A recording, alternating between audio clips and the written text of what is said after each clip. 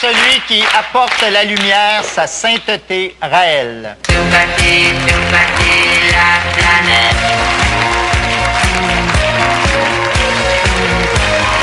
La planète. Il y a quelque chose qui se passe dans ma tête.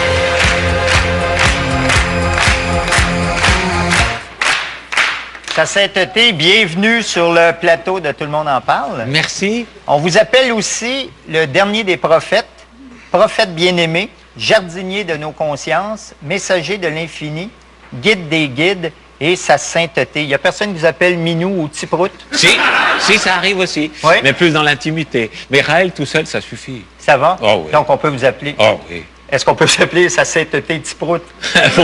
Pourquoi pas? Pourquoi pas? Raël, si vous êtes ici aujourd'hui, c'est parce que dans le prochain magazine Playboy... Est-ce que c'est lui qui est en première page? Oui. Donc, dans le prochain magazine Playboy, Louis-José, si tu le passeras à Pauline.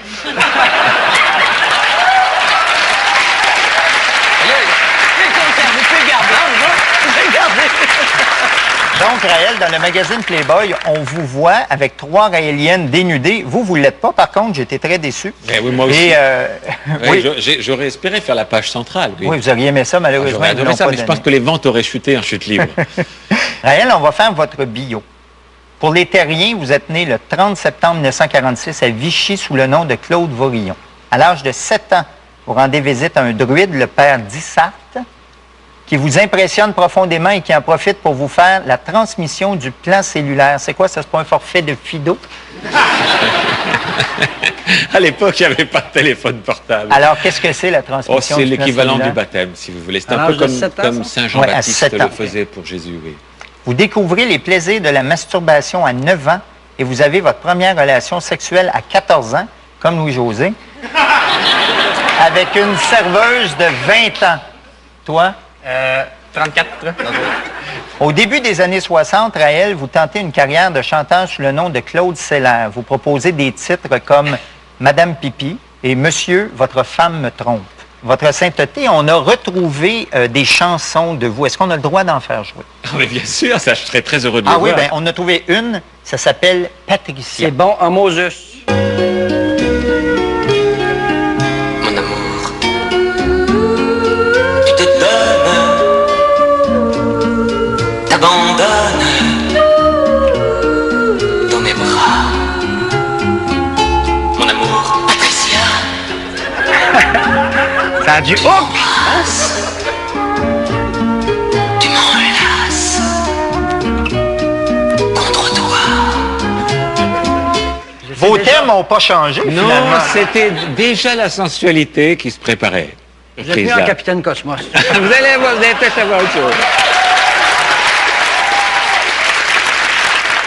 Le 13 décembre 1973, votre vie change. Vous rencontrez des extraterrestres, les Elohim, qui signifient ceux qui sont venus d'ailleurs. Le 7 octobre 1975, une nouvelle délégation d'extraterrestres vient vous chercher pour vous amener sur une autre planète. Vous y rencontrez Bouddha, Moïse, Jésus et Mahomet. Et la poune aussi, il l'avait pas dit, mais elle était là.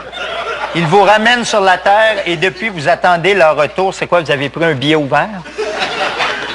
C'est pas moi, c'est eux qui doivent revenir. Ils doivent revenir quand? Oui. Quand l'ambassade sera construite, et nous devons toujours construire cette ambassade dont je parle depuis 30 ans. Oui, mais cette ambassade-là, c'est rendu pire que le métro à Laval. Est-ce que ça va arriver un jour? Oui, ça va arriver un jour. J'espère que je serai encore vivant, mais ça va arriver un jour. Il n'y a pas une brique de pause encore. Rien. C'est toujours un projet, c'est toujours en Il n'est discussion. pas vite le temps des cathédrales. C'est ça, c'est un peu comme une cathédrale, mais... Vous voulez faire ça à Jérusalem? Si possible, à Jérusalem. Mais ils ont refusé plusieurs fois. Ils ont refusé 7 fois. 7 fois. Je comprends rien. Là, une ambassade, pourquoi? Pour accueillir les extraterrestres? Oui.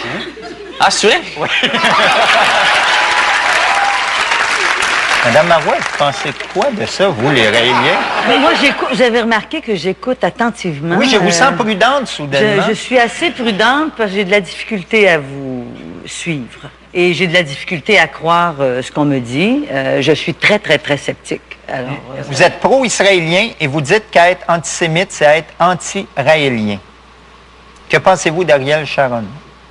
Ah ben, Ariel Sharon, c'est un politicien qui a choisi la mauvaise voie, la voie de la violence.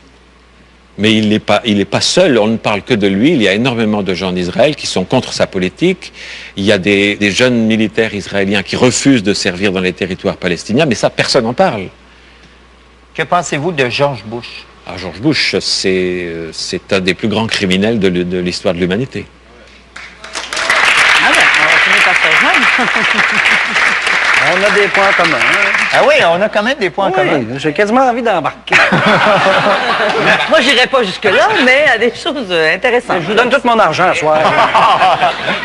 Raël, au sujet de la démocratie, vous dites, écoutez ça, Madame Marois. Oui, j'écoute. La démocratie totale n'est pas bonne.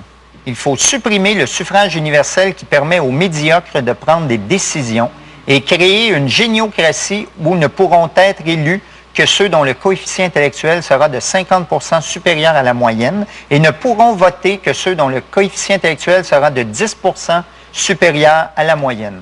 Regrettez-vous d'avoir écrit ça? Absolument pas. pas. Désaccord, hein? Vous comprendrez bien avec cela. Raël, selon vous, qui aurait le droit de voter ici autour de la table? Mais ça, il faut d'abord définir l'intelligence. On en est loin. On en est loin. Et l'intelligence ne peut pas se mesurer par des tests. Un petit test dans le clin d'œil, non, ça ne peut pas marcher.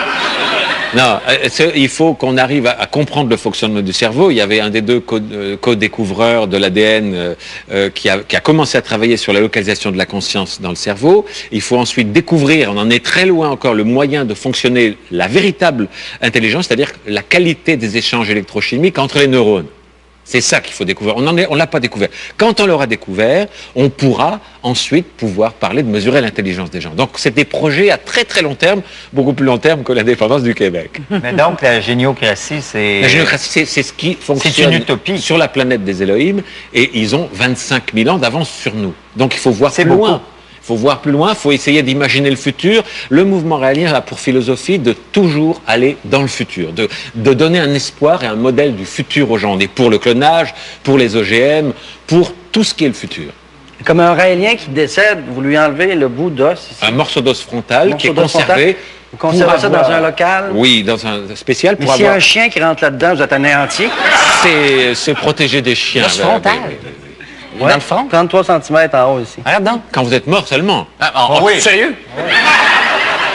Non,